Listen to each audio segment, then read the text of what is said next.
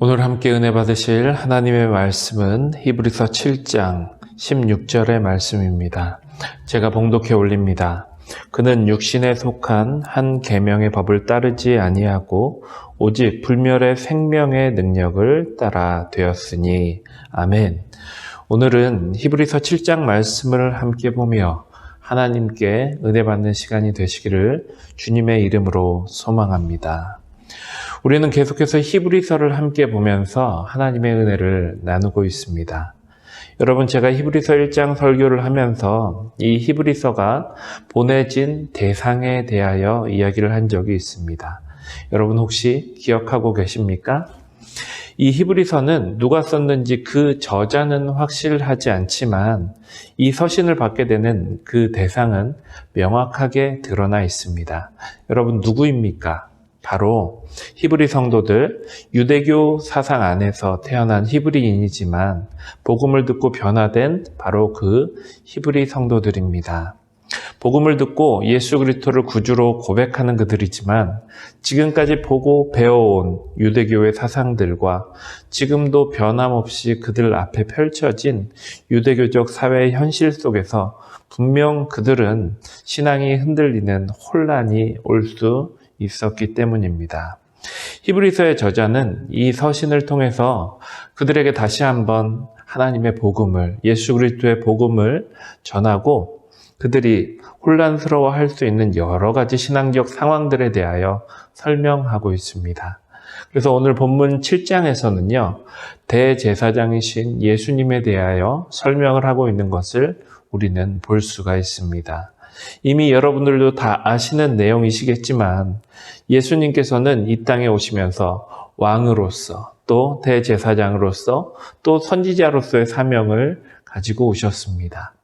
하지만 당시의 유대인들은 이런 예수님의 직분, 특별히 대제사장적 이 직분을 인정할 수가 없었던 것입니다. 여러분 왜입니까? 왜냐하면 예수님께서는 유대지파셨기 때문입니다. 대제사장이라가 하면 레위인 중에서도 아론의 자손들을 통하여 이어지고 있었는데 유다지파의 예수님께서 대제사장인 것을 유대교적 사상으로 지금까지 살아온 히브리인들에게는 도저히 이해할 수가 없었던 부분이라는 것입니다. 그래서 오늘 히브리서 7장은 이를 설명하기 위하여 한 인물을 소개하고 있습니다. 바로 멜기세덱이라는 인물입니다. 오늘 본문 1절 말씀을 함께 보기 원합니다. 이 멜기세덱은 살렘 왕이요 지극히 높으신 하나님의 제사장이라. 여러 왕을 쳐서 죽이고 돌아오는 아브라함을 만나 복을 빈지라. 여러분 이게 무슨 말입니까? 멜기세덱이라는 인물이 등장하는데 그를 누구라고 이야기하고 있습니까? 바로 왕이면서 또 제사장이다 라고 말하고 있습니다. 그리고 이 멜기세덱이 누구를 축복해 주었다라고 나와 있습니까? 바로 아브라함을 축복해 주었다라고 나와 있지요.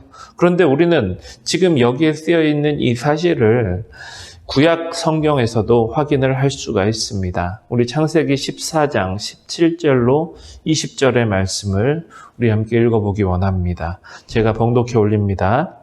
아브라함이 그돌라오멜과 그와 함께 한 왕들을 쳐부수고 돌아올 때에 소돔 왕이 샤웨 골짜기 곧 왕의 골짜기로 나와 그를 영접하였고 살렘 왕 멜기세덱이 떡과 포도주를 가지고 나왔으니 그는 지극히 높으신 하나님의 제사장이었더라.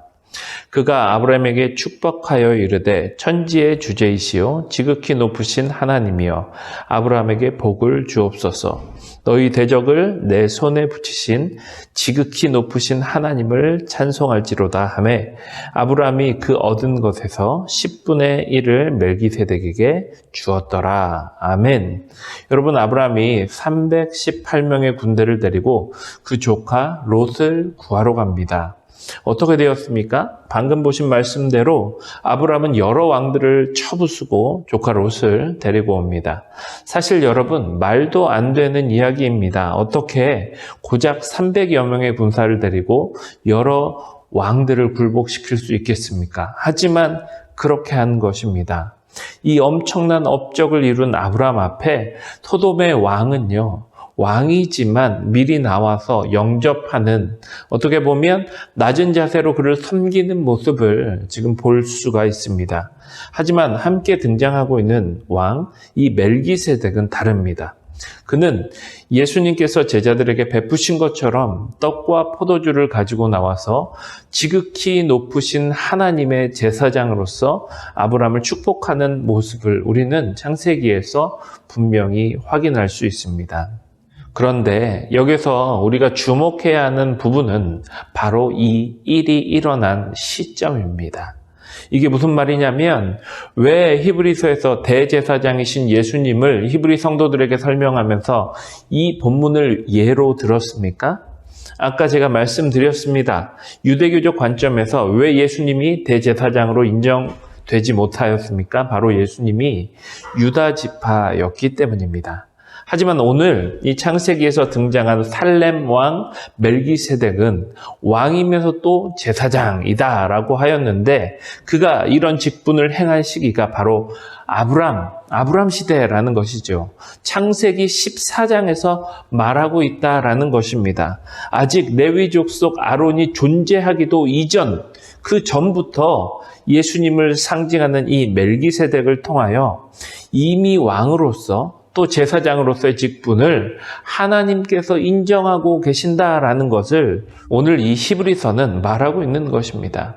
여러분, 그렇습니다. 오늘 본문의 말씀처럼 우리는 지금도 세상이 정해놓은 틀이나 그 안에서 그런 것들만 옳다라고 생각을 하고 내가 예수님을 믿고 있다라고 말하고 있으면서도 예수님께서도 가능한 것과 또 불가능한 것을 나도 모르게 정해놓고 있지는 혹시 않으십니까?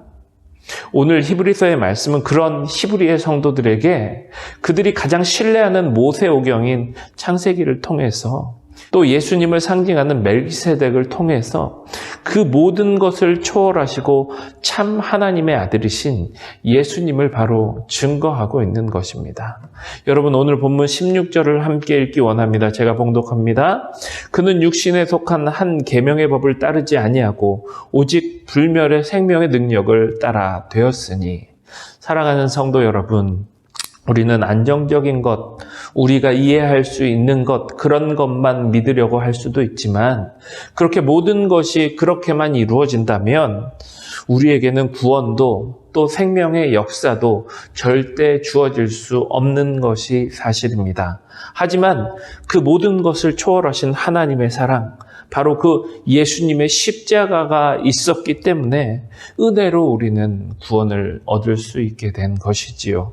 그러므로 오늘도 이 말씀을 붙들고 세상이 정의하는 하나님이 아니라, 또 내가 정의하고 계산하는 하나님이 아니라, 내가 제한하는 하나님이 아니라 오직 말씀으로 살아계시고 말씀으로 역사하시는 하나님을 바라보며 오늘도 믿음으로 승리할 수 있는 그런 여러분들이 되시기를 주님의 이름으로 축원합니다. 우리 함께 기도하겠습니다. 사랑의 하나님, 감사를 드립니다. 하나님, 저희는 하나님에 대해서 아직 아무것도 알지 못하면서 하나님이 우리에게 보여주신 그 사랑이 얼마나 크고 놀라운 사랑인지도 알지도 못하면서 하나님을 나도 모르게 제한하고 하나님의 능력을 나도 모르게 제한하는 경우가 많이 있습니다. 하나님, 오늘 말씀을 통하여 저희의 생각이 열리게 하여 주시옵소서. 오늘 말씀을 통하여 하나님의 그 크신 아버지 그 십자가의 사랑을 깨닫게 하여 주시옵소서. 그래서 오직 은혜로 저희에게 베풀어 주신 그 하나님의 능력을, 그 십자가의 능력을 우리가 바라보며 오늘도 믿음으로 승리할 수 있는 저와 우리 성도님들이 될 수 있도록 주님 함께하여 주시옵소서. 이 모든 말씀 살아계신 예수님의 이름으로 기도드립니다. 아멘. 우리 함께 기도하겠습니다.